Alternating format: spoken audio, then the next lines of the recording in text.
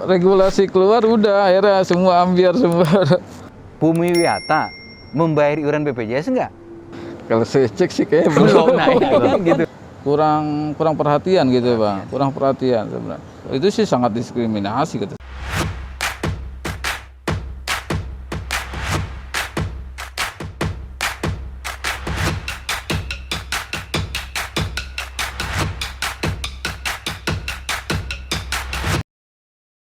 Assalamualaikum warahmatullahi wabarakatuh. Salam dan damai sejahtera untuk kita semua. Om Swastiastu, Namo Buddhaya, salam kebajikan. Kembali lagi di media Kami Power Jakarta, YouTube kita, yaitu dalam konten ngopi. Dalam ngopi ini kita akan berbicara beberapa hal terkait inspirasi. Hari ini saya sedang berada di wilayah Depok, tepatnya di Hotel Bumi Wiyata di daerah di Jawa Barat. Saat ini saya sedang bersama kawan-kawan dari karyawan dengan karyawan Hotel Bumi Wiyata, itu Bang Soleh dan Bang Rianto. Saya Muhammad Soleh. Di sini saya sudah bekerja dari 2012, Bang. 2012 ya, kurang lebih hampir 9 tahun lah, 9 tahunan. 9 tahunan. Kalau di organisasi FSB Kami Parho ini saya sebagai sekretaris di PK Hotel Bumi Wiyata. Kalau di ini bagian apa, Bang? Saya sekarang di finance, di kasir ya. Kalau Bang Rianto? Saya Rianto dan saya bergabung di Hotel Bumi Wiyata dari 1996. Karena ada beberapa departemen yang saya singgahin. Dan terakhir saat ini saya di finance departemen bagian income auditor. Dan untuk di organisasi sama dengan Bang Soleh, saat ini saya sebagai program. Kawan-kawan, kebetulan memang mereka ini adalah pengurus dari Serikat Buruh FSB Kami Parho Bumi Wiyata Depok. Ya, tapi saya harus objektif, bukan karena saya tidak melihat hanya sebatas mereka dari sisi pengurusnya, tetapi saya mau gali adalah bahwa dari mereka adalah sisi kekaryawanannya, bahwa mereka adalah betul-betul karyawan Bumi Wiyata, kan itu bro ya. Sederhana saja sebetulnya, ketika sehari ini Bumi Wiyata Hotel masih berdiri, masih operasional, ini menurut saya adalah sebuah pencapaian sebetulnya, sebuah prestasi. Ya, kenapa saya bilang begitu? Karena banyak sekali industri di luar sana yang katakanlah kolab begitu pandemi COVID-19 ini melanda Indonesia dan juga dunia secara umum. Tidak sedikit hotel yang tutup, tidak sedikit hotel yang melakukan pemutusan hubungan kerja, tidak sedikit hotel yang melakukan tutup sementara, dan sampai hari ini masih ada hotel yang masih tutup, tidak tutup permanen, tetapi mereka mengatakan tutup sementara karena belum ada tamu, ya belum bisa, belum ada, maksudnya gini, kunjungan dari tamu dari luar maupun dari dalam tuh belum ada, sehingga mereka harus mengambil keputusan untuk ditutup sementara. Kita mundur sedikit Bang, ketika terjadi pandemi kemarin, ya dampak yang dirasakan langsung oleh hotel. Ini kami sampaikan di Hotel Bumi Wiyata ini, dampak COVID atau informasi COVID yang masuk ke Hotel Bumi Wiyata itu per tanggal 20 Maret 2020. Akhirnya ada kebijakan di tanggal itu untuk back office langsung diliburkan. Dari situ akhirnya kebijakan diambil per 1 April. Kebijakan diambil, itu pun kami sebagai pengurus bersesuai dengan manajemen. Salah satu langkah yang diambil adalah mengurangi outsourcing yang ada Bang, gitu. Jadi intinya dampaknya yang kami rasakan memang dari per April itu langsung ada kebijakan take home pay kami itu hanya dibayarkan di 50%. Waktu itu mungkin kalau nggak salah PSBB ya? PSBB, ya. Itu langsung mengambil tindakan apapun kegiatan yang berkaitan dengan hotel itu diberhentikan. Dan Hotel Bumi Wiyata sendiri yang notabene produknya adalah MICE atau meeting, yang itu akhirnya berdampak langsung Bang. Ya, artinya kan gini, memang saat itu ketika isu COVID itu sudah masuk ke Indonesia, Memang pemberitaan itu mulai dari Depok kalau nggak salah ya, orang Depok. Lalu pemerintah pada akhirnya mengambil sebuah sikap saat itu adalah kan memberlakukan PSBB. Ya, artinya kan itu kan karena memang itu tadi hotel ini kan bicara MICE salah satunya memang menjadi apa namanya sesuatu yang diandalkan oleh beberapa hotel di Jabodetabek saat itu ya. Artinya kunjungan itu udah pasti terbatas sehingga manajemen mengambil keputusan untuk mengurangi take home pay-nya karyawan atau upahnya karyawan. Nah, itu kan dari manajemen. Lalu artinya gini, serikat buruh kan di sini ada ya menjadi representatif daripada buruh-buruh di sini kan gitu kan. Nah, ketika pengusaha mengambil kebijakan itu, apa yang dilakukan oleh serikat buruh sebagai representatif daripada karyawan di sini? Sebenarnya gini, kalau kita sebalik lagi ya Bang ya. Sebenarnya tidak hanya manajemen yang mengambil keputusan seperti itu. Jadi ini atas kerjasama antara manajemen dengan serikat. Jadi kita kolaborasi bersinergi lah ya kan untuk mengatasi masalah pandemi ini gitu. Jadi semua berdasarkan sebenarnya kesepakatan juga gitu, kesepakatan walaupun memang pahit sebenarnya dari sebagian karyawan di sini yang dirasakan seperti itu. Dan juga kan yang Pak Rianto tadi sampaikan memang benar, seperti outsourcing kan kita cut lah gitu, di-cut dulu seperti security itu akhirnya kita ambil dari karyawan dalam ya kan, karyawan daripada dia dirumahkan akhirnya kita pakai untuk pengamanan. Yang ada sekarang itu garda. Terus salah satunya dulu kalau nggak salah hostman itu kita cut juga, kita ambil dari karyawan dalam karena agak lumayan juga nilainya kalau untuk pembayaran hostman dan security. Ya kan daripada duit itu keluar, lebih baik kita kasih buat yang di dalam gitu. Dia berjalan ya evaluasi tiap bulan ya itu berdasarkan kesepakatan. Memang pada saat awal pandemi itu memang cukup lumayan ya Pak Ria, revenue-nya sebenarnya. Kalau memang pandemi ini kagak berlanjut karena memang lagi rame-ramenya kan. Ya. Lagi rame-rame itu sebenarnya.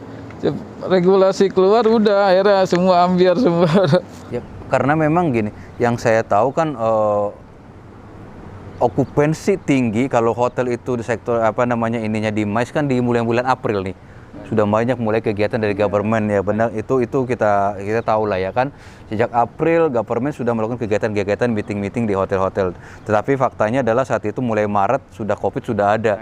Sehingga tadi Bro Soleh bilang memang lagi rame-ramenya itu lagi okupansi tinggi sebetulnya sampai di kira-kira hampir bulan-bulan September Oktober kan itu kan dari itu udah mulai tuh rame sebetulnya hotel ya. Tapi dihantam Covid hancur semua ya. Perjalanan itu gimana? Berat nggak sih Bro? Wah sebenarnya berat Bang. Sebenarnya begini, kita juga pengurus sudah berusaha maksimal ya kan.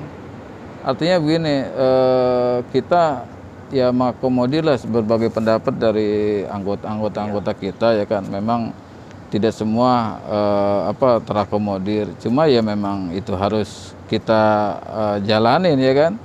Ya itulah makanya kita juga berharap anggota yang ada di serikat buruh ini ya kalau bisa berpacu sama yang lain gitu, bekerja semaksimal mungkin ya kan. Karena di sinilah penilaiannya kira-kira satu sisi loyalitas mereka terhadap organisasi dan kinerja terhadap perusahaan ya kan. Nah itu yang jadi acuan kita. Komunikasi kawan-kawan sebagai serikat buruh dalam hal ini selalu saya katakan representatif dari karyawan ya. Bagaimana dengan manajemen Bang? Komunikasi dalam arti itu tetap bagus intinya, dalam arti selama pandemi setiap bulan itu pasti evaluasi bersama. Di situ dibuat kesepakatan Bang intinya. Dalam kesepakatan apabila revenue itu merasa baik, berarti income harus lebihkan, dalam arti bukan konteksnya 50%. Karena di bulan Agustus, September itu 75%. 75. Oh, ada peningkatan ya, ada penaikan karena memang okupansi sudah waktu itu kalau nggak salah ada pelonggaran ya. Ya, kelonggaran itu. Dan komitmen manajemen memang menaikkan apa yang jadi take home kawan-kawan ya. Ya intinya gini Bang, intinya dalam dialog untuk kesepakatan emang tiap perusahaan open intinya. Gaji yang diberikan tiap bulan itu setiap bulan harus dibahas bersama sebelum tanggal penggajian. Seperti itu. Awalnya kami optimis intinya di tahun 2020 itu optimis sampai Desember. Itu lumayan baik karena di bulan Oktober, November, Desember itu ada kesepakatan dari pengusaha dengan serikat memberi gaji dari 100%. Walaupun di situ ada masih terpending di 20%. Tapi faktanya adalah tidak menjadi baik ketika masuk ke 2021. Iya kan, COVID-nya semakin merajalela, ya bahkan itu ya tidak diduga-duga itu, Pak. setelah PSBB, PPKM yang lebih parah lagi ya kan. Artinya kan ini menjadi tambah berat juga buat kawan-kawan ya, otomatis artinya kita harus fair, berat untuk pengusaha, ya kan, berat juga untuk kawan-kawan, tapi itu pastinya ya kan. Nah, artinya kan gini, semakin ke sini harapan kita tadinya baik, kita punya optimisme bahwa oke lah 2021 ini akan pulih misalnya. Beban karyawan semakin berat atau seperti kayak gimana faktanya di lapangan, Bro? Hampir seluruh ya kita tahulah karyawan di sini punya tanggungan, contohnya kayak tanggungan di bank gitu kan. Kalau dulu 2020 itu kan ada kebijakan dari pemerintah pusat, relaksasi pemerintah tentang kelonggaran itu di pending ya kan. Tapi untuk ya sebenarnya dari September itu kita udah optimis ya kan. Ya. Dulu juga security, houseman sudah kita perkerjakan kembali dari di outsourcing itu sempat kayak mau pulih gitu. Iya, seperti mau pulih. Nah, ditimpa lagi dihantam Januari ya? Januari. Nah, itu di kita udah collab lagi, mulai goyang lagi. Akhirnya security kita stop lagi, houseman kita stop lagi. Ya udah kita pakai garda lagi dari pengamanan. Houseman dari dalam juga gitu ya kan.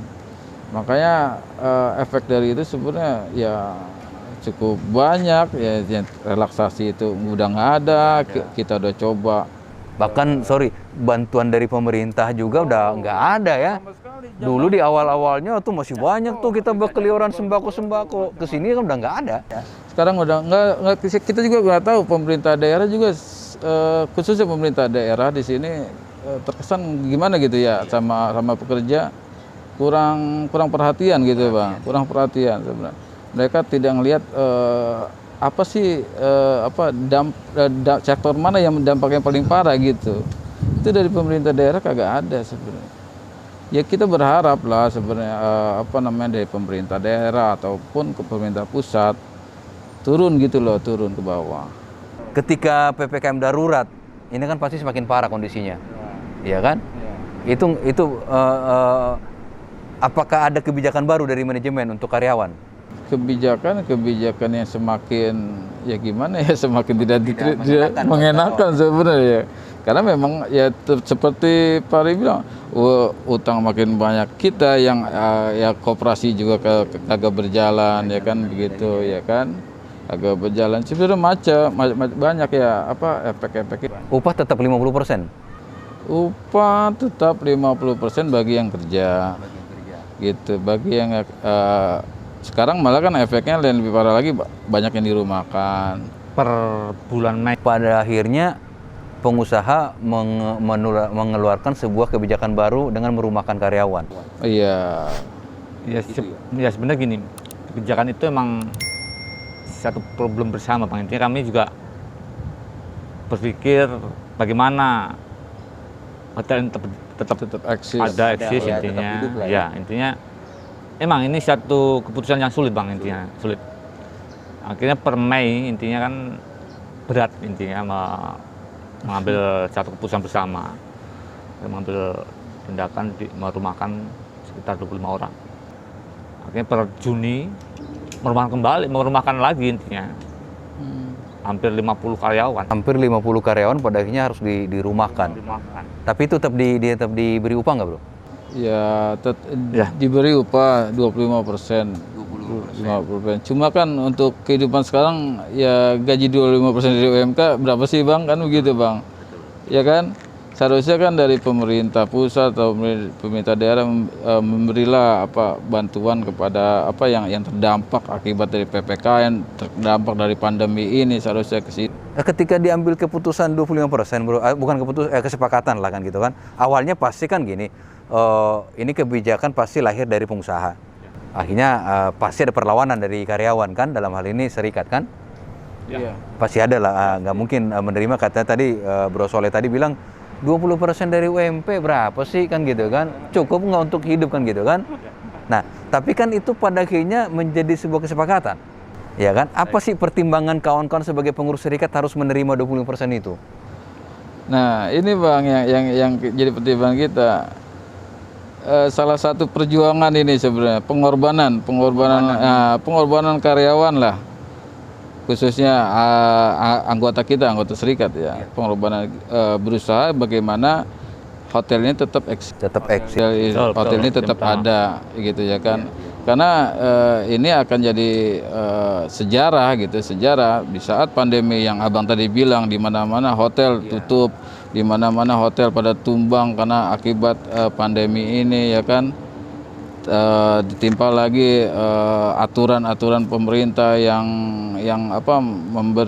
tidak bolehnya adanya pertemuan, dibatasi segala macam ya kan. Nah, inilah bentuk perjuangan kita gitu, perjuangan kita bersama gimana hotel ini tetap eksis, tetap ada, karena inilah masa depan kita sebenarnya gitu. Karena kalau kita paksakan kita harus gaji full atau gimana, ya kagak mungkin juga lah kita paksakan. Faktanya memang nggak makan mampu. Faktanya memang nggak bakalan mampu gitu. Ya lebih baik ya memang harus ada yang berkorban gitu.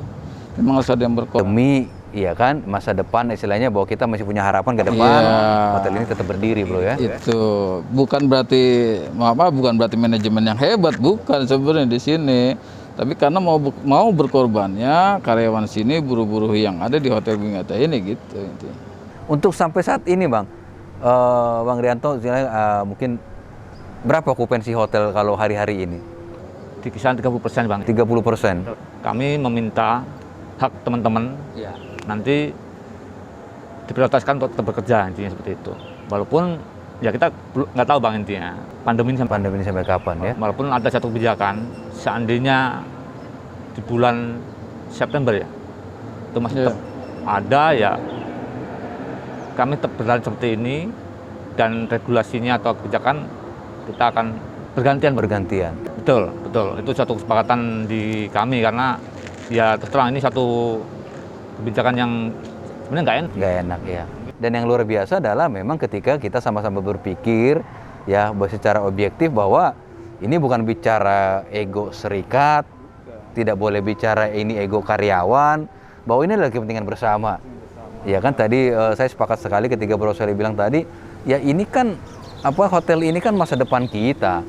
Ya makanya menjadi tanggung jawab kita bersama untuk menjaganya kan itu kan, dengan segala konsekuensi. Bisa saja karyawan tidak suka sama kita, atau mungkin kita dianggap banyak itu Bang, nggak keren tuh serikatnya gitu kan, masa gaji 20% di approve kan gitu kan, disepakati. Ya pasti kawan-kawan akan secara politis saya yakin drop nilainya.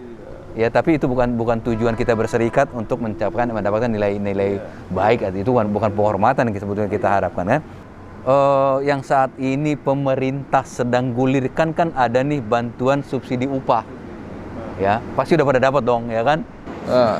Informasinya udah dapat Bang? Bang Rianto begitu saya ngomong subsidi upah langsung ketawa. Ya kalau informasinya udah dapat saya, cuma duitnya belum. Ya karena dalam situasi seperti ini, seberapapun itu kan bantuan itu pasti kita berharap kan gitu kan. Tapi faktanya ya begitu tadi saya tanya BSU, kayak ketawanya lain. Emang nggak ada gambaran dapat gitu ya?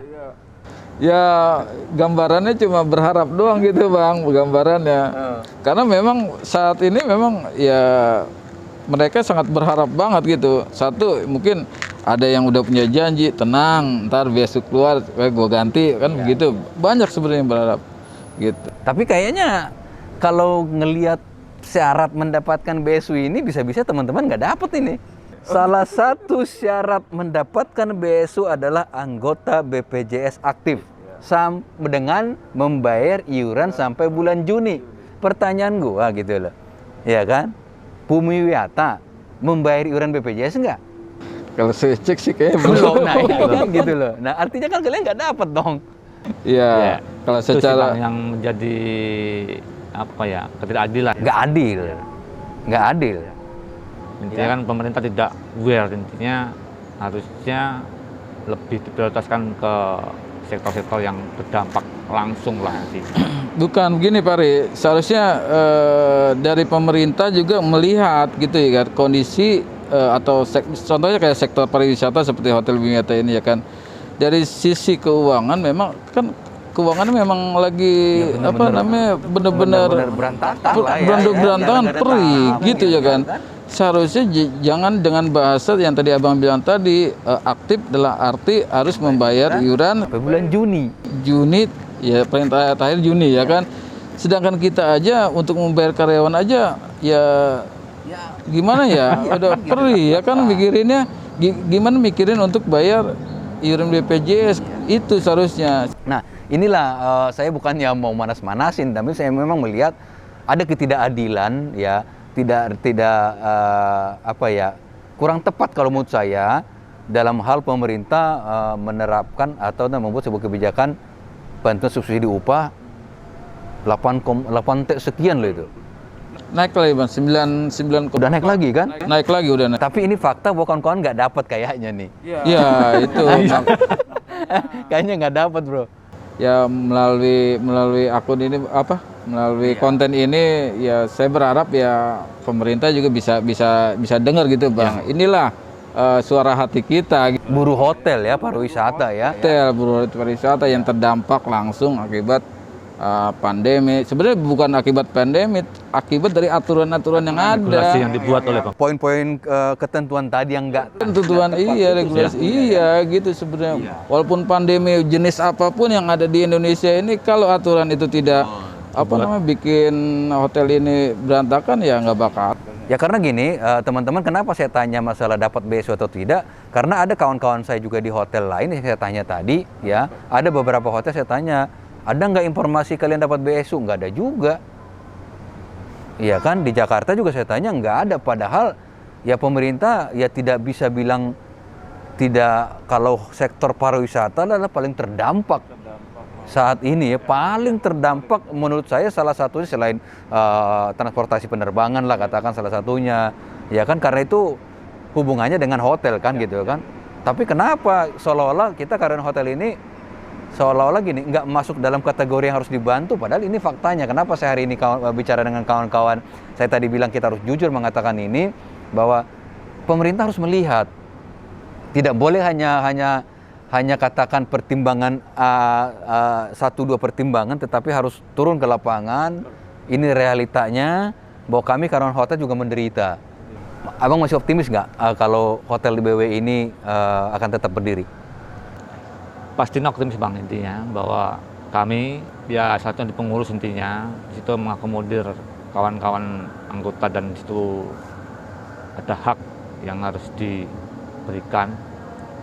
Kami sama-sama intinya bagaimana caranya hotel ini tetap harus jalan, walaupun kebijakan-kebijakan yang kita sepakatin dengan pengusaha ya satunya di akhir-akhir ini itu tidak mengenakan, tapi tujuan kami adalah salah satunya bagaimana hotel ini tetap eksis sampai ke depan, dan ini adalah ya tadi intinya membuat satu sejarah. Mudah-mudahan dengan apa yang kita lakukan saat ini nanti ada momen yang lebih baik di depannya Bang. Itu aja sih intinya. Harapan Bro Soleh untuk pemerintah nih, pusat maupun daerah nih, dengan situasi kayak sekarang. Harapan saya sih sebenarnya kayak pemerintah daerah ada perhatian karena ini kan satu pendapatan daerah sebenarnya. kita sudah menyumbangkan dari 10% ya kan pajak kita ke Pemda gitu.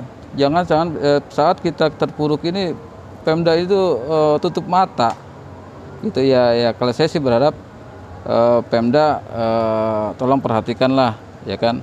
Contohnya seperti mungkin dari pembayaran pajak ya kan. Terus mungkin dari kelonggaran misalkan diskon lah listrik lah contohnya kayak listrik. Nah itu juga saya berharap begitu. Dan juga bantuan-bantuan untuk karyawan yang terdampak sekarang Bang. Terakhir bro, ada nggak menurut lo diskriminasi terkait ketentuan BSU tadi? Untuk karyawan pariwisata dan perhotelan, diskriminasi nggak menurut lo? Ya sebenarnya sih ya kalau lihat dari aturan yang ada sebenarnya ya saya rasa diskriminasi lah. Nggak adil ya? Nggak adil, sedangkan kita sekarang lagi dalam sisi keuangan kan lagi terpuruk ya kan. Gimana kita mau bayar iuran gitu, terus duitnya aja kagak ada gimana? Ya kan logiknya begitu. Seharusnya kalau dia memang membantu, jangan itu menjadi patokan ya. Patokan acuannya pokoknya jadi peserta aja sudah.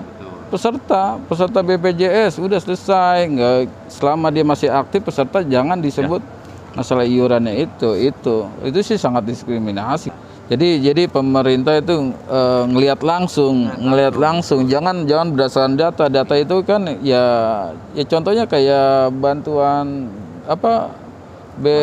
bansos itu kan banyak yang tidak tepat sasaran. Terima kasih kawan-kawan karena kawan-kawan masih menjadi, kalau menurut saya kawan-kawan adalah pejuang saat ini di masa pandemik ini ya. Mudah-mudahan ke depan komunikasi kawan-kawan dengan manajemen tetap baik karena kuncinya tentunya di komunikasi. Ya kesulitan ini tadi kayak Bang Rianto, Bro Soleh bilang ya memang kita harus hadapi. Ya kita tidak boleh mundur kan gitu kan. Dan pada akhirnya kita tidak akan menyerah dengan kondisi ini.